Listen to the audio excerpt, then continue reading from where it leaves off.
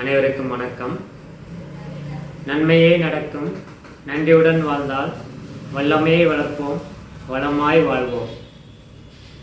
இன்றைய தலைப்பு மிக முக்கியமான தலைப்பாகும். ஆன்மீகம் என்பதற்கும் பகுத்தறிவு என்பதற்கும் நமது தமிழ்நாட்டில் மௌன யுத்தமாக நடந்து கொண்டிருந்த விஷயமானது தற்பொழுது ஒரு பகிரங்க யுத்தமாக நடந்து கொண்டுள்ளது.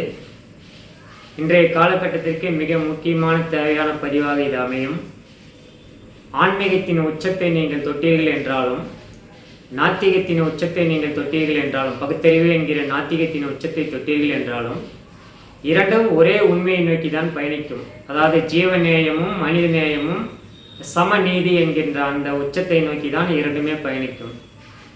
ஆன்மீகமும் பகுத்தறிவும் எதிரெதிர் துருவங்கள் கிடையாது. அரைகுறையாக அதை தெரிந்து கொண்டவர்கள், முழுமையாக தெரிந்து கொள்ளாமல் ஒரு 90% முக்கால்வாசியோ அதில் பயணப்பட்டிருப்பவர்கள் தான் இரண்டும் வேறு வேறு துருவங்கள் என நினைத்து கொண்டு அறியாமையினாலும் இயலாமையினாலும் தங்களையும் பால்படுத்திக் கொள்கிறார்கள். ஆன்மீகத்தில் மூட நம்பிக்கையை வளர்க்கிறார்கள்.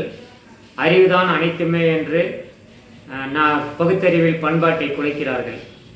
இன்றைய நமக்கு தேவை, மிக முக்கிய தேவை, நமக்கு மட்டுமல்ல, இந்த தமிழகத்திற்கு மட்டுமல்ல, உலகிற்கே இன்று முக்கிய தேவை என்னவெனில், இந்த பண்பாடு மிக்க பகுத்தறிவை, அதாவது அதிகமான பண்பாட்டை ஊட்டக்கூடிய பகுத்தறிவையும் மூட நம்பிக்கை இல்லாத ஆன்மீகத்தையும் நாம் அதிகம் வளர்க்க வேண்டும்.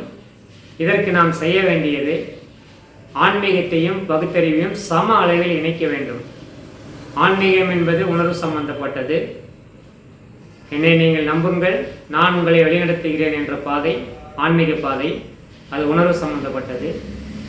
பகுத்தறிவு என்பது யாரையும் நம்பாதீர்கள், உங்களது அறிவை மட்டும் நம்புங்கள் என்ற அறிவு சார்ந்த பாதை.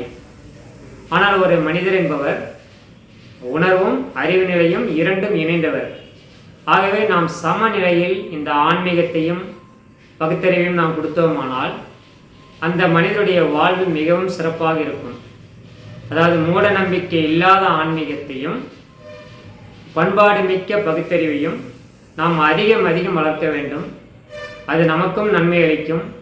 நம்மை சார்ந்த இந்த தனிமனி குடும்பம், சமூகம், உலகத்திற்கும் நன்மை அளிக்கும். வரும் தலைமுறையும் இதை சரியாக புரிந்து கொண்டு அனைத்துமே நாம் என்ற கர்வத்திலும் இருக்க மாட்டார்கள். பண்பாட்டையும் ஒழுக்கத்தையும் தங்கள் வாழ்நாளில் கடைபிடிப்பார்கள். அறிவு மட்டுமே அனைத்தும் என்று செல்ல மாட்டார்கள். உணர்வு என்ற அந்த இதயம் சார்ந்த அந்த ஆன்மீக விஷயத்திற்கும் அவர்கள் மதிப்பளிப்பார்கள்.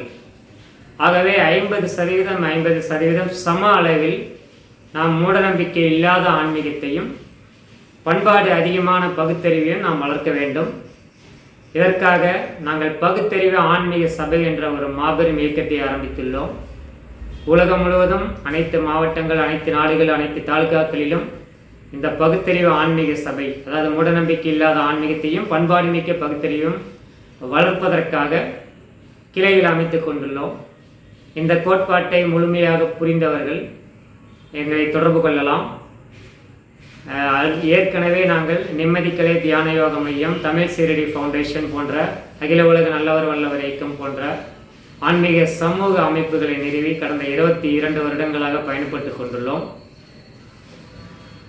அதில் இந்த பகுத்தறிவு ஆன்மீக சபை என்பது மிகப்பெரிய புரட்சி செய்ய போகிறது. உலகம் முழுவதும் புரட்சி செய்ய போகிறது. இன்றைய காலத்தின் கட்டாயத்தில், அதாவது ஒவ்வொரு காலகட்டத்திற்கும் ஒவ்வொரு விதமான சத்தியம் தேவைப்படும். இன்றைய காலத்தின் கட்டாயம் உலகம் முழுவதும் நாம் பகுத்தறிவு ஆன்மீக சபையை, அதாவது சம அளவில் ஆன்மீகத்தையும் பகுத்தறிவையும் கொடுக்க வேண்டும். அதற்கான கிளைகளை அமைத்துக் கொண்டுள்ளோம்.